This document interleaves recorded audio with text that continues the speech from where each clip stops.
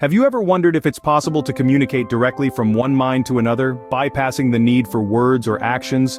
Or have you ever tried to vividly picture a goal or a dream in your mind, creating it in every detail? Today, we're diving into two fascinating concepts: telepathy and visualization. Telepathy, often seen as a mysterious or even paranormal phenomenon, is the purported ability to transmit thoughts directly from one mind to another, without the use of traditional senses. On the other hand, visualization is a more familiar process. It's an intentional act of creating images within one's own mind, a tool often used in goal setting or manifestation techniques. While these two might appear to exist on the same spectrum, they are in fact fundamentally different. So let's delve deeper into the intriguing differences between telepathy and visualization, and explore how each of these processes work. These two concepts, telepathy and visualization, might seem similar at first glance. However, they are fundamentally different in several key ways. Imagine being able to transmit thoughts, ideas, images directly from one mind to another without the use of our typical senses. This is what we call telepathy.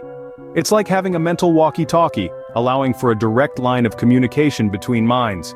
Sounds like something straight out of a science fiction novel, doesn't it? But the concept of telepathy has been around for centuries, and it continues to fascinate us. Yet, telepathy remains a controversial topic in the world of psychology and neuroscience.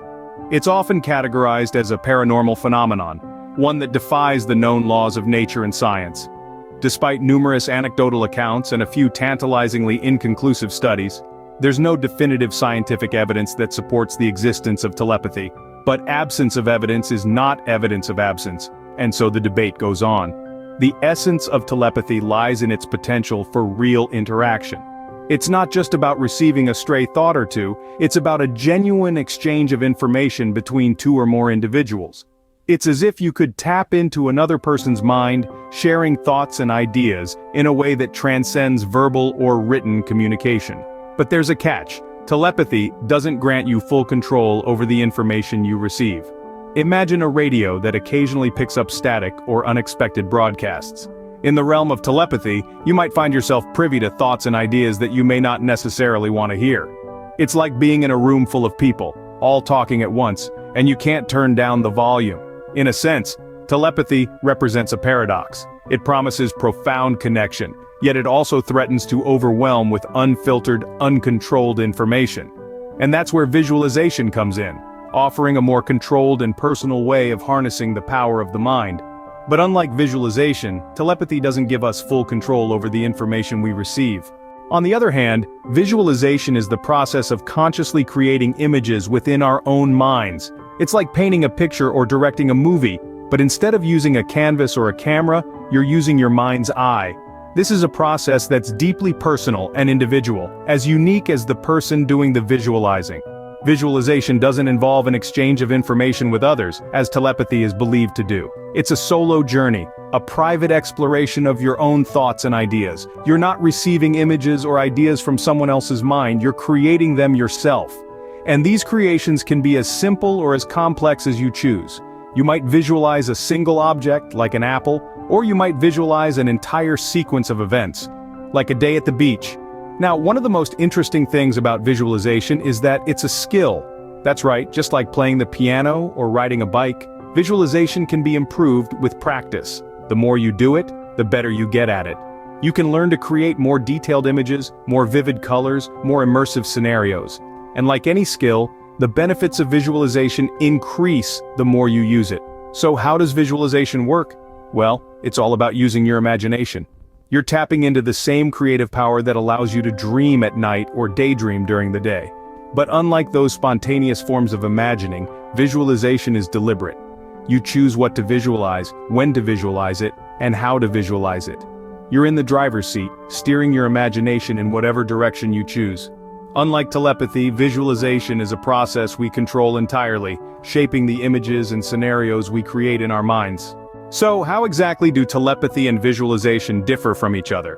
Well, let's dive right in. Telepathy is considered the ability to transmit and receive thoughts, ideas, and images directly from one mind to another, bypassing traditional senses.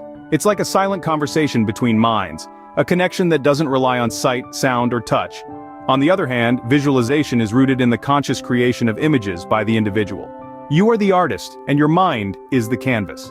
Telepathy implies actual contact and information exchange between two or more people. It's a shared experience, a collective journey into the realm of thoughts. In contrast, visualization is an individual internal process, a solitary exploration of one's own mind. There's no exchange of thoughts or ideas, it's all about you and your imagination. Now here's where things get interesting. Telepathy is considered a paranormal phenomenon, something that science hasn't fully explained yet. It's mysterious and intriguing, adding a dash of the supernatural to our everyday lives. Visualization, however, is a normal process of human imagination. It's as common as daydreaming, a product of our brain's incredible ability to create and manipulate images. When it comes to control, telepathy doesn't offer full authority over the information received. It's like tuning into a radio station, you can't control what's being broadcasted. Visualization, though, is fully controlled and directed by the individual. You decide what images to create, what scenes to play out in your mind, and finally, effort. Telepathy doesn't require any specific efforts or training, it's a natural ability that some people claim to possess. Visualization, however, is a skill that can be honed with practice and effort. The more you do it, the better you get at it. It's like learning to play an instrument or mastering a new language. In essence, while telepathy carries a mystical aura, visualization is a regular process of the human mind. Now, how do these concepts apply in our everyday lives? Let's start with telepathy. Although we're not consciously aware of it, there's a multitude of information we receive without the use of our five senses.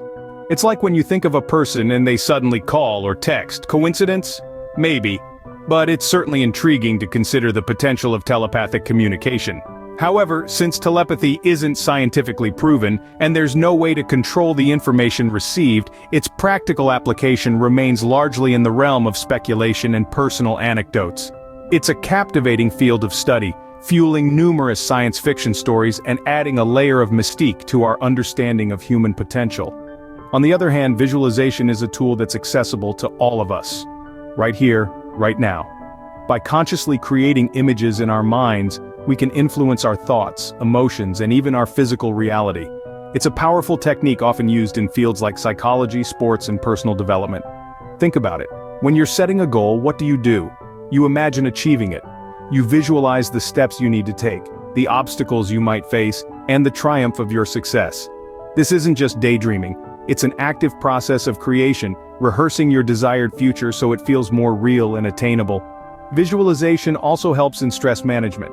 By imagining a peaceful scene or a successful outcome, you can lower your anxiety levels and increase your confidence. It's a tool we can actively use to shape our reality, and the best part is, it requires no special skills or abilities.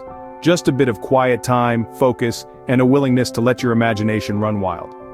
So, while telepathy might offer a tantalizing glimpse into the depths of our shared consciousness, visualization is a practical, accessible tool we can use to navigate our individual journeys. While telepathy remains a fascinating concept to explore, visualization is a tool we can actively use to shape our reality.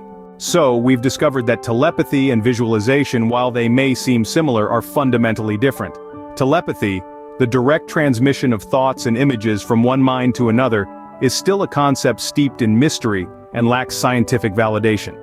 On the other hand, visualization is an internal process, a product of our own imaginations, and is entirely within our control.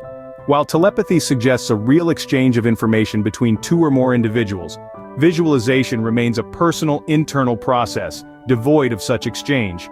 Telepathy doesn't require training or effort, falling more into the realm of the unexplained.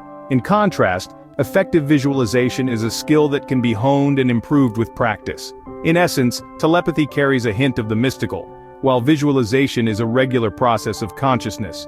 Whether you're intrigued by the mysterious potential of telepathy or looking to harness the power of visualization, understanding these differences can help you navigate the fascinating landscape of the human mind.